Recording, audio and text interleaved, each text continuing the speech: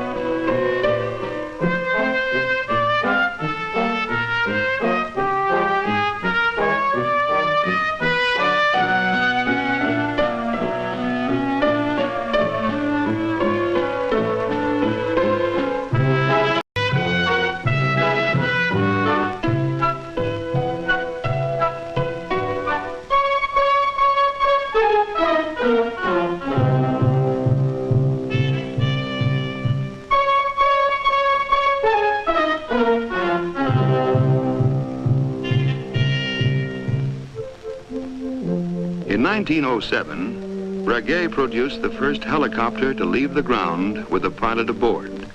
The machine was unstable, but it did prove that the rotating wing aircraft was feasible.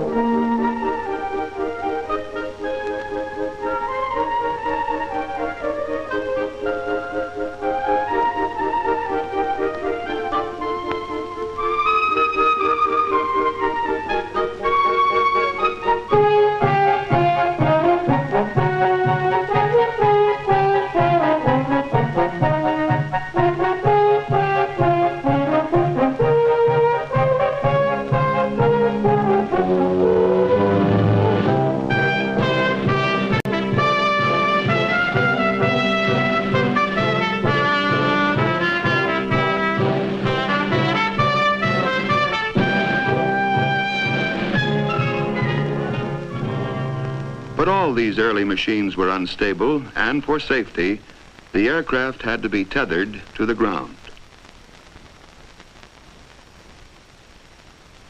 The stability of a rotary wing aircraft is particularly difficult. First, the rotation of the blades tends to make the body of the machine turn in the opposite direction.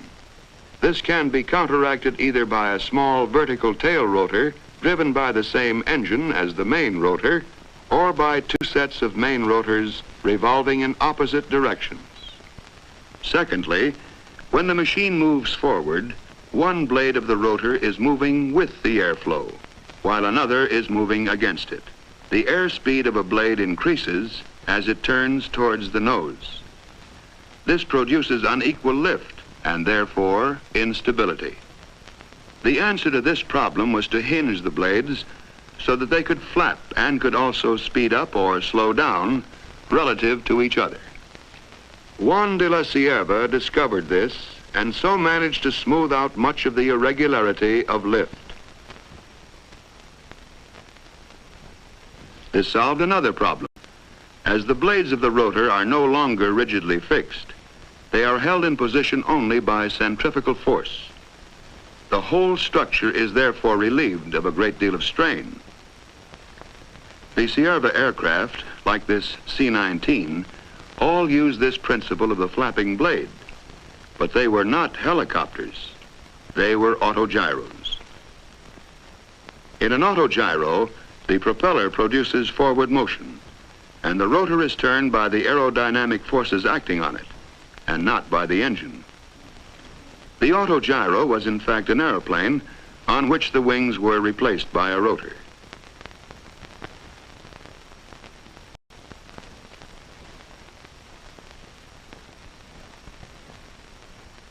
The ordinary autogyro could not take off vertically, although its takeoff run was very short. In later years, vertical takeoff was achieved in the autogyro by coupling the engine to the rotor.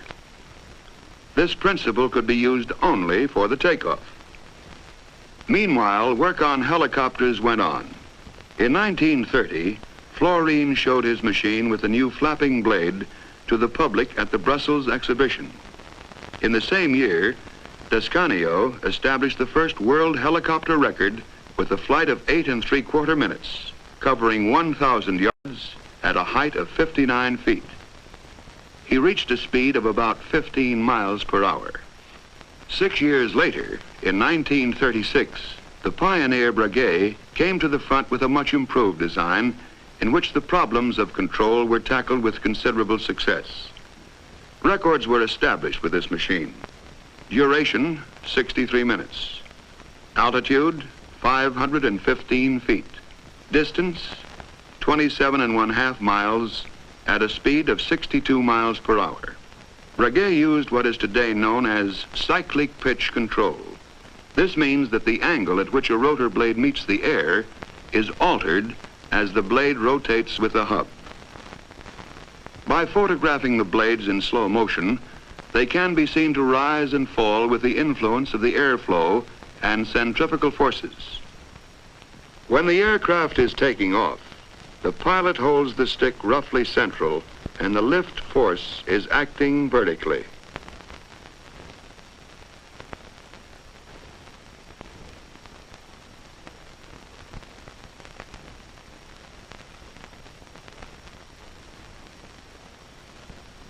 The pilot moves the stick forward. The advancing blade, furthest from the camera, decreases in pitch and flaps downwards. The retreat blade, nearest the camera, increases in pitch and flaps upwards. In effect, the rotor is tilted forward. It thus becomes the means of accelerating the aircraft forward as well as the means of supporting it in the air. The pilot decides to turn to the right. Stick right. The blade on the left flaps up. The blade on the right flaps down. The aircraft goes into a right-hand turn. In 1937, the first really successful helicopter, the Focke-Wulf Fw, was announced. The flexibility and control of this machine were demonstrated when Hanna Reich flew it inside the Berlin Sports Stadium. Then another of the pioneers, Igor Sikorsky, who had been working on helicopter design from the beginning of the century, achieved success in America.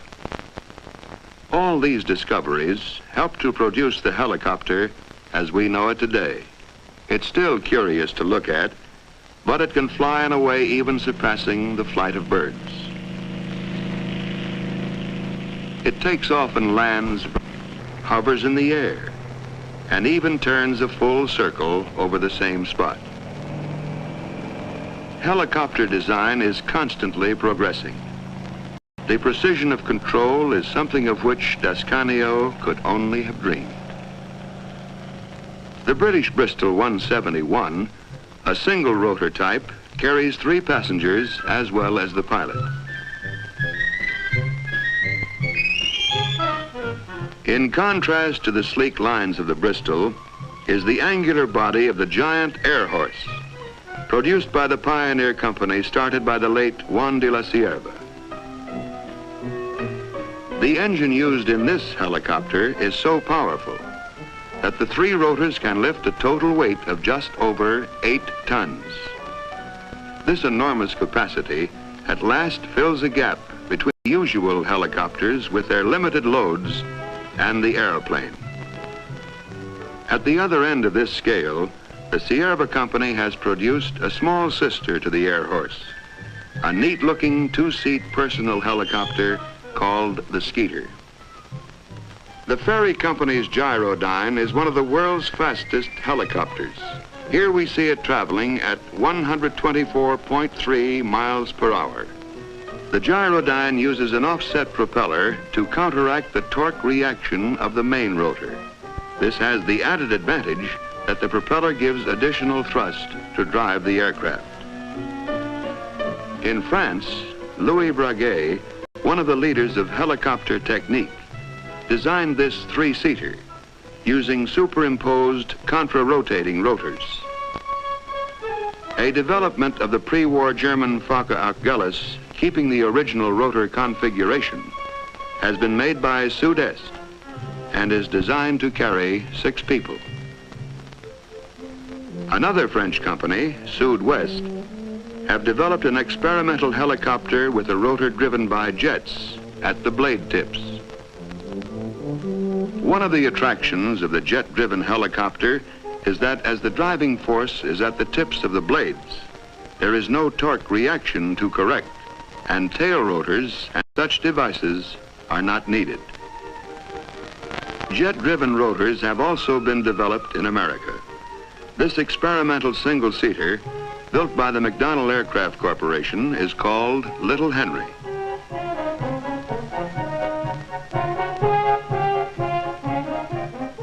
The no-hands flying of this Hiller Hornet demonstrates well the great stability of helicopters employing jet-driven rotors.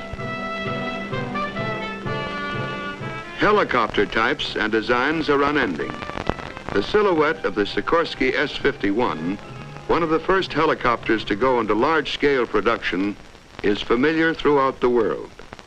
It flew the first certificated U.S. helicopter airmail route, speeding airmail from the Los Angeles airport to the downtown post office and on to adjacent communities.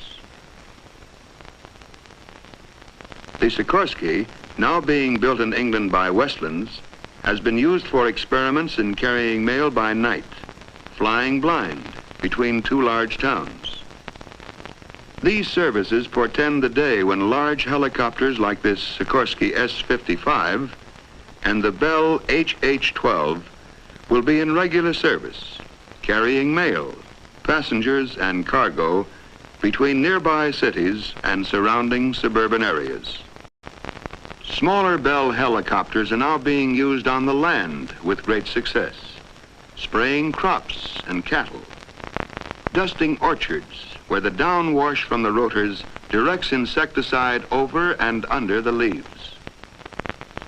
Rotor downwash is also used for a strange form of harvesting. It's a simple way of gathering walnuts which can't be damaged by their forceful descent. The helicopter is serving in the expansion of our vital oil reserves, transporting exploration parties swiftly and economically to hard-to-reach locations. In addition, it can also serve as a work platform for precise geological readings.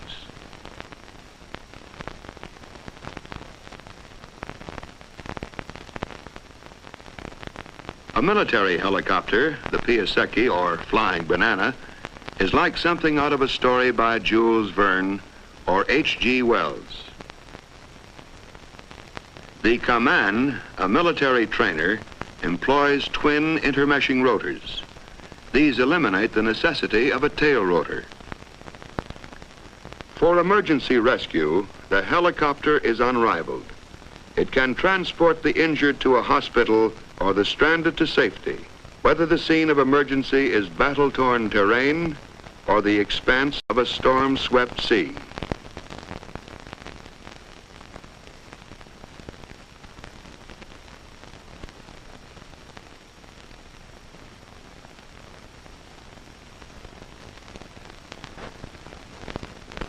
Admiral took Helix 1946 Antarctic expedition for surveys more detailed than could be undertaken by a conventional aircraft.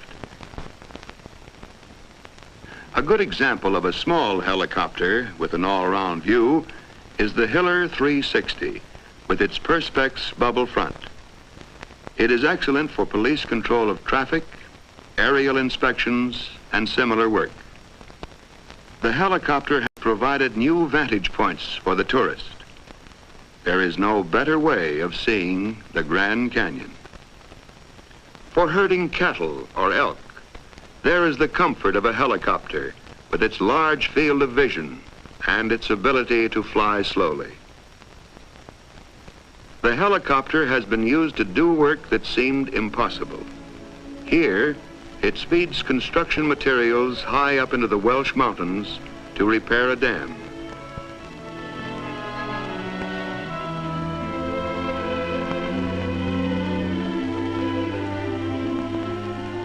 Yes, the helicopter has arrived. Prehistoric to look at, but so versatile that it fills an important gap in transport. Rotary wing flight is now a reality. The helicopter is part of a fantastic future in which you and I may fly about in our own private aircraft. But we must not be led astray by a dream. The helicopter will not supplant the car or the airplane, but as chemists and engineers continue their unending search for better fuels and lubricants for flight, for lighter and more powerful gasoline engines, for more efficient jet engines, and for improved airframe designs, the helicopter will enable us to fly with a freedom we've never had before.